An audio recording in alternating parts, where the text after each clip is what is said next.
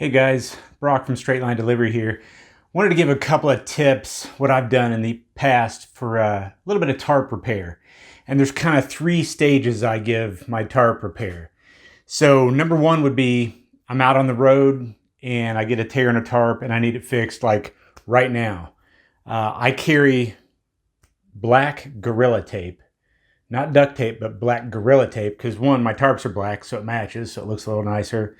And what I'll do is if I get like a little, a lot of times it rips in like a L or a 7 shape, I'll clean that area best I can with whatever I've got, some, Windex or just a rag, whatever. It doesn't have to be perfect because it's just a, get you by repair. And then I'll lay the duct tape out. If the rip is this big, let's say, I'll lay the tape out, to cover an area like an 8x11 sheet. And I'll tape one side and then I'll tape the other.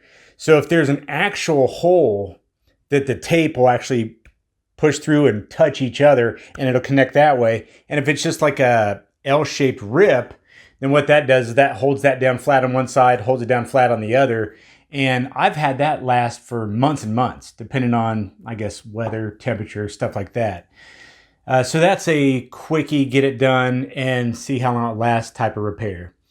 The second type of repair is something a little more permanent. Maybe you've got kind of a nicer tarp and you've got some time. If you can, the second type of repair is I'll take a cutting from an old tarp. And that's the key thing. If you've got an old tarp, don't throw the whole thing away. I'll cut out big sections that are still viable, that are still usable, and I'll save those for repairs. And you can do some pretty big repairs with this second way, which is 3M. That's what I use.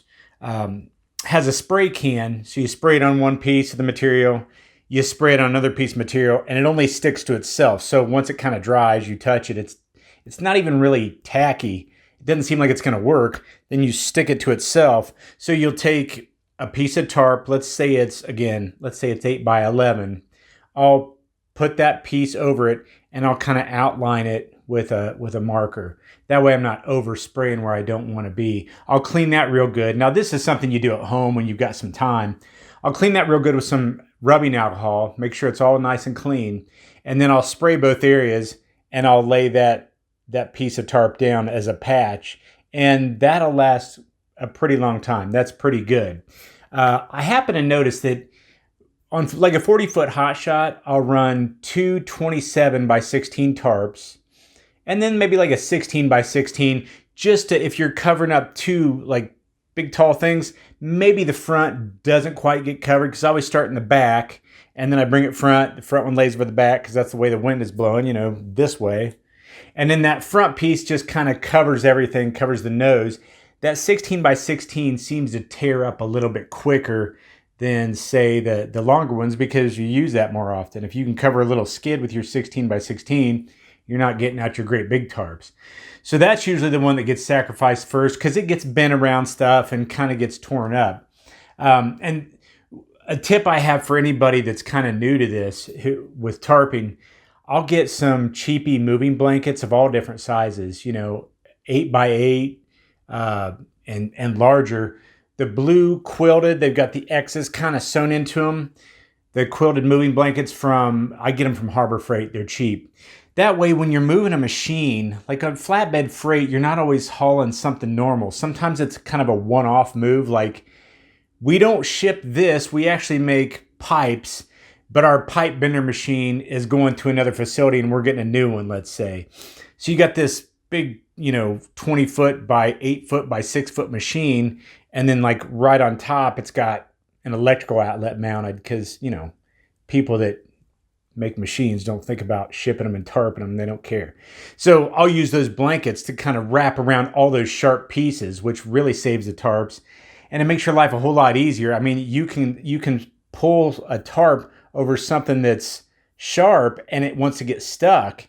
You pull it over something that's rounded and it just wants to ride right over it. So it makes it nice and smooth. And as it's bouncing up and down where you're going on the road, it's bouncing up and down on something smooth, not sharp, that's going to cut it.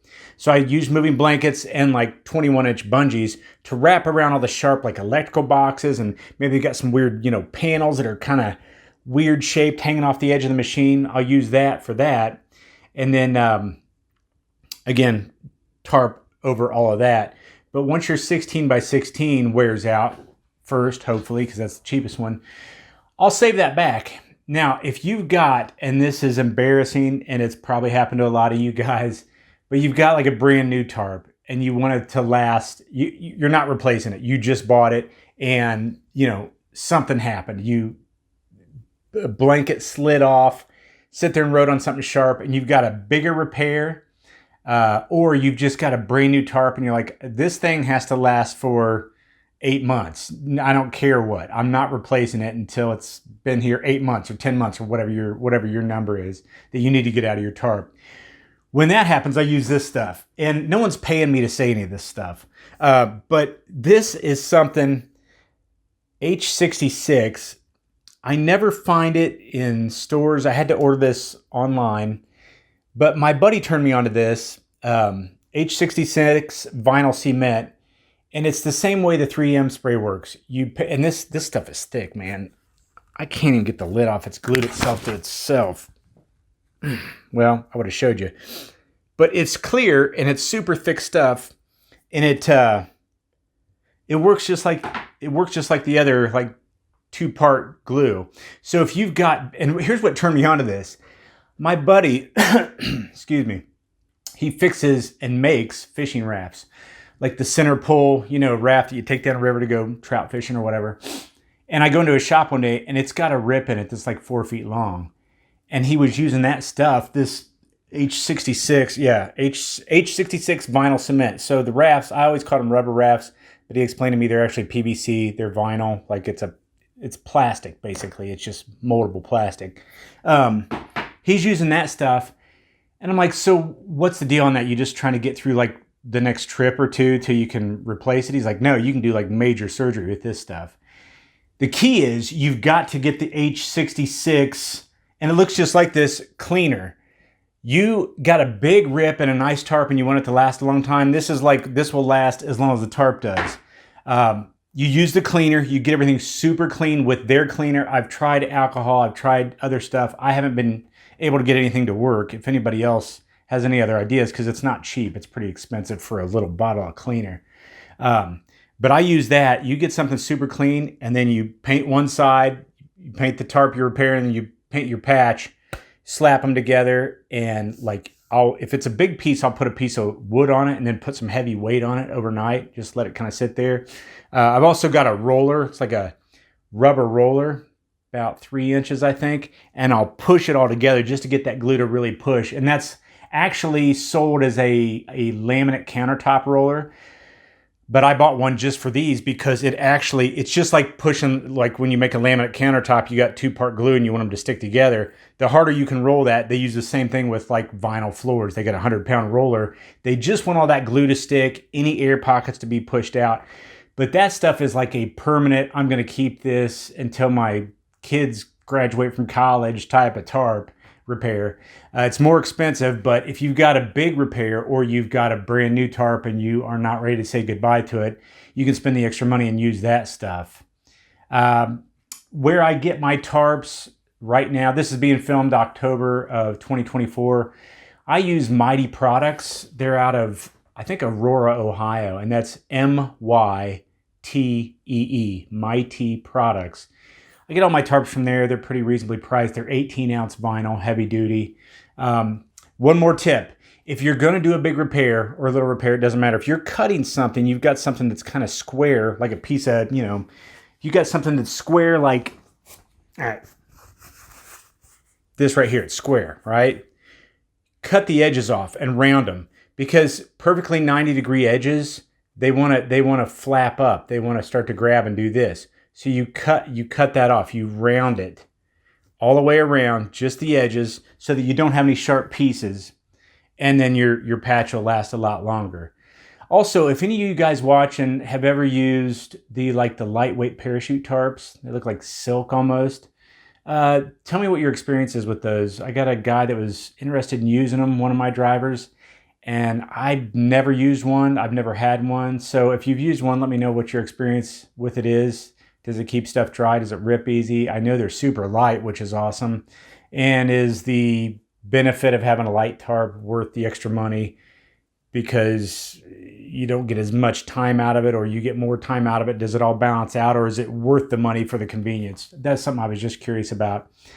If you've got any questions or comments to me, I've been doing hot shot since 2011. I do flatbed and hot shot trucking. I'll leave all my information at the end of this video. You can, of course, comment on the video, like the video, share it. It helps get that out there. And I've always got room for one more hard-working truck. So if things are not working out like you want them to financially, where you're driving a truck and you've got your own equipment, feel free to reach out to us. Or even if you just want to drive for yourself, or you want to drive for somebody else and you just want to get a few questions answered from somebody who's not trying to sell you something, not trying to sell you on their service, I can usually kind of answer your questions. Hopefully point you in the right direction, because there's plenty of big guys making money. We're all little guys, and I like to take care of each other. There's plenty of work out there for all of us. That's been my experience anyway. Thanks for listening. My name is Brock, and feel free to contact us. Have a good one.